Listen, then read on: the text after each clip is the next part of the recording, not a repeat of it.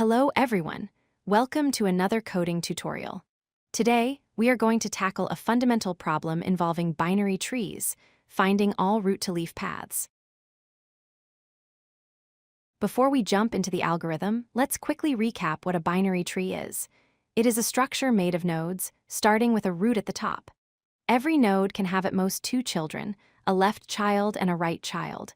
A node with no children is called a leaf. So, what exactly is a root-to-leaf path? It is a continuous journey starting from the very top root node, traveling down through the branches, and stopping only when you reach a leaf node at the bottom. Here is our goal. We are given the root of a binary tree. We need to write a function that returns a list of text strings.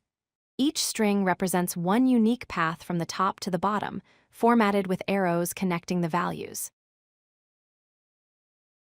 The best strategy for this problem is depth-first search, or DFSY, because DFS is designed to go as deep as possible into one branch before moving to the next.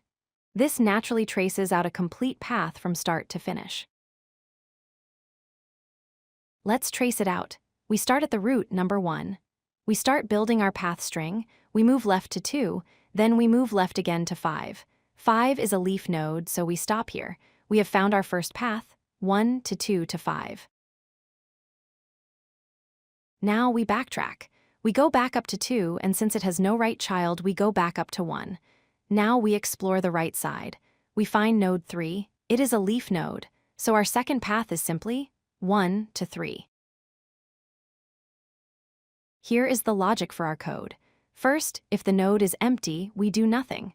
Second, we add the current node's value to our path string. Third, if it is a leaf, we add that path to our final list.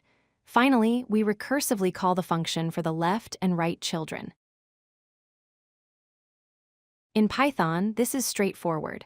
We define a helper function called DFS that takes a node and the current path string. We keep appending values and arrows. When we hit a leaf, we save the result. Then we kick off the process starting at the root. To wrap up, let's look at performance. The time complexity is big O of n because we must visit every node once. The space complexity is big O of h, where h is the height of the tree, representing how much memory our recursion stack uses. If you like this video, hit that like button and don't forget to subscribe. Visit codelucky.com for more such useful content.